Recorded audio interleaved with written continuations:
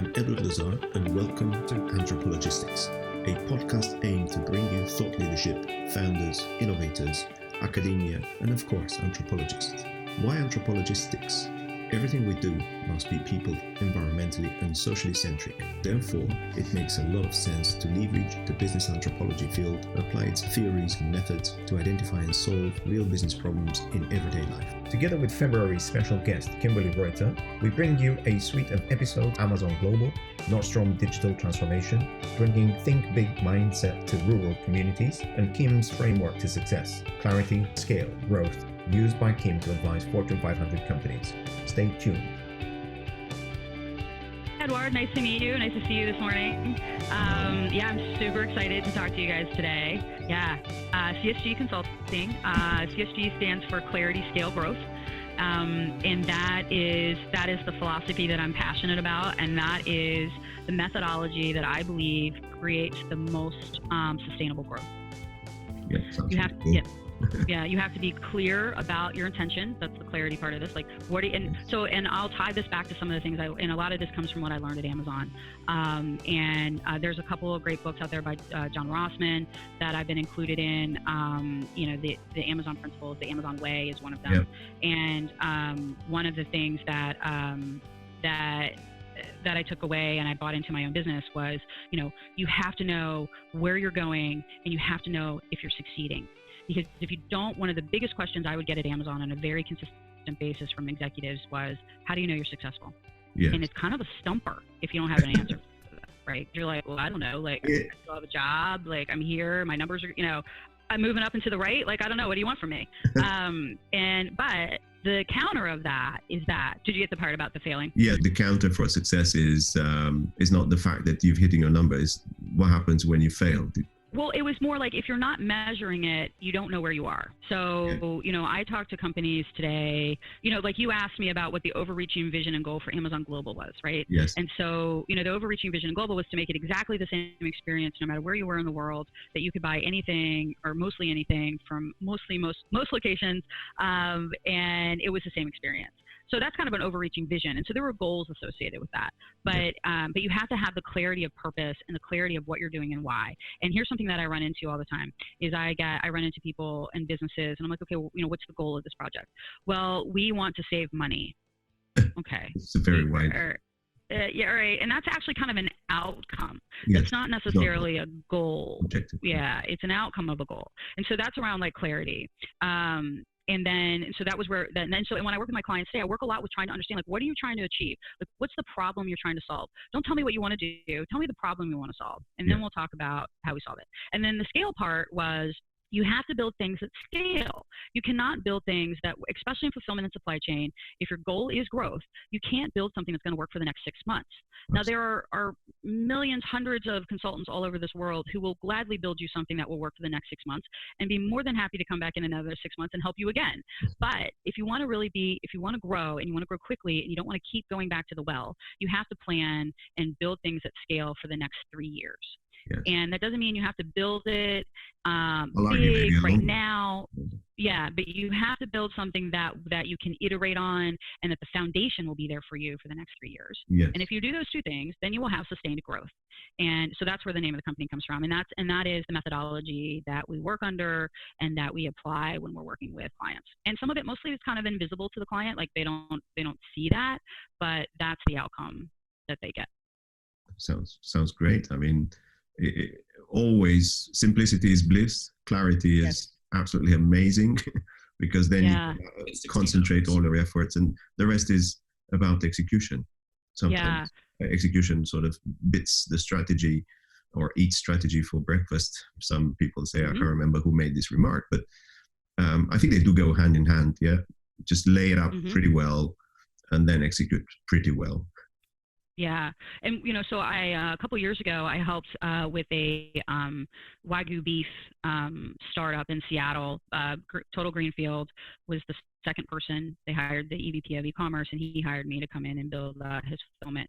And, he and I had a couple tough conversations while I was consulting with them, because, they wanted to go with this very scrappy, why can't we just do, fulfill frozen steak out of the basement? I don't understand why you're not embracing our vision, right? And I was like, well, I'm not going to embrace your basement vision because it's not a vision. Yeah. And so we had a few rounds where we went back and forth on this, and I stuck to my guns. And finally, I got them to understand, was like, look, I want you guys to be in a position that when your business takes off and you're selling so much beef, you had no idea, that you are not having to go back and rebuild your fulfillment and your supply chain pipeline. Yeah.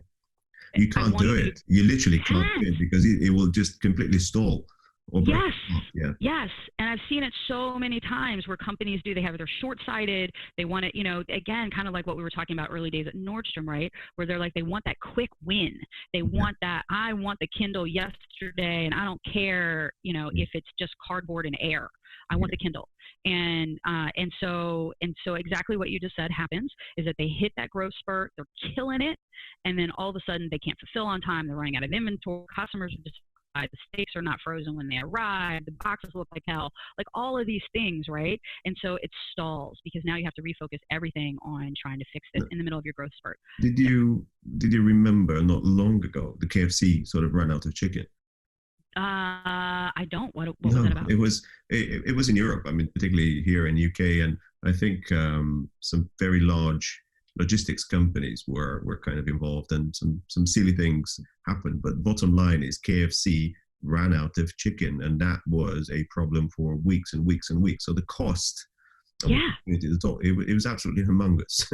Many heads rolled, I'm pretty sure, in the supply chain, within the company, and so on. Yeah, it was a big thing. Yeah. You can't stay between people in their food, and specifically between them. It's not KFC chicken. Absolutely, yeah. Yeah. So, and then that's the thing, right? Is that once a customer has that bad experience, right, how likely are they to come back? So this is kind of back to my original comment when I was talking about, you can have the most beautiful website, you can have the best beef available in the United States, you can have all of this stuff, right? But if it doesn't show up in an edible condition, it doesn't show up and the customer feels good about it, it doesn't show up in time for their dinner party, it doesn't show up in time, for whatever, it doesn't show up in a box that makes them feel good about it, how likely are they to come back? Pretty unlikely. And all the marketing. You'll be as good as the last effort. Exactly. Yeah. Yeah. And all the loyalty programs and all the marketing and all the, discounts and all that stuff doesn't matter if the customer doesn't have faith that they're going to get it. Yeah. So this is another nice segue into the trust, and how do we build trust today with our followers, with our consumers, with the people within the company, how they get and buy into the vision, and not being resentful to other departments or sections. So the whole organization pulls as one. And I think when I refer to it, I refer to the Conway Law. It's how you communicate, and that sort of communication and reinventing the way you communicate in a better way then has an impact on the organization, and then the organization itself starts to change, and as a result, you will end up in the digital transformation sort of space where the people change, the system change, and everything is sort of new. You have this new kind of organization and thing that works. Mm-hmm. Yeah. My experience with this, and for some organizations, this is a very painful process, and it's something that, I worked on at Nordstrom, is there's two pieces. One is radical transparency. Yeah. You have to be 100% transparent with everyone, and not everyone loves that, because radical transparency is not always kind. And it is not always pleasant for everyone, because to be radically transparent across an organization means that everybody has to put their dirty laundry out there, and everybody has to own their side of the street. And when you're working with organizations that are older organizations that were not originally digital organizations, you get a lot of fiefdoms, and you get a lot of hoarding data and information as a power play, right? Because if I have the silos and trying to control those. Yep. Because if I have the information, I have the power. Yeah. And so that is one. Radical transparency is absolutely key. And the other one is decisions through data exclusively. Yeah. And that is another one for older organizations, especially organizations that have been more creative and are used to embracing the creative, they don't always want to go with data, right? They don't always want to accept that the data says that you're buying too much inventory or that you didn't buy enough inventory. Yeah, the A/B testing, which is so commonplace in the digital world, and then moving the UIs and everything else, and then you have multivariants, is now common sense for those that actually perform pretty well, because you can have a multitude version of yourself exposed out there to your consumers on canary approach, and really measure which one works, and then double up. And exactly, because data allows you to do an iterative approach, right? Which is to say, ooh, that didn't work. We shouldn't do that again because the data said it. But what you run into in organizations, especially in organizations that are older organizations that have people who have been doing it their entire lives, right? And Nordstrom was a great example of that, where they had people who had only ever worked at Nordstrom. They started on the sales floor and they moved up to executive positions over a 20-year period. Oh, lifers, exactly. This won't exist anymore. I mean, the new generations, they will have at least 2, 3, 4 jobs in their life. Right.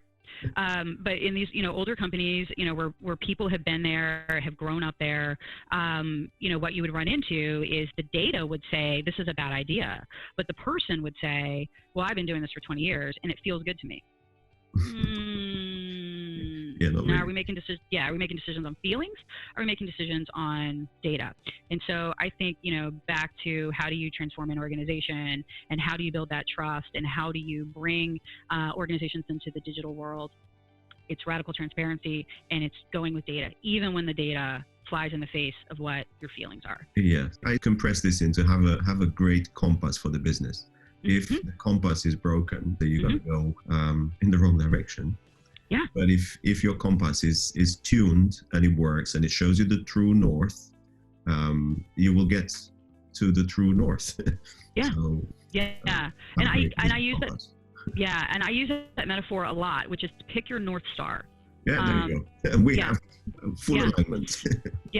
Pick your North Star, and that's it. And keep moving. Now, you may, and I don't know if you're nautical or, I grew up sailing, so you may have to tack back and forth to get to your North Star, and you may have to change course a little bit, and maybe you got to stop off on a couple islands. But you keep moving in the same direction, right? You're still moving towards your North Star. And what I see in organizations, and I actually gave this advice to a company I've been working with in Oregon, who's doing a startup, which was pick your North Star and just keep moving towards it. Because if you change your North Star and you start heading in another direction, and you're like, it's taking too long to get to the North Star, we're going to go to our East Star, it's just all wasted effort.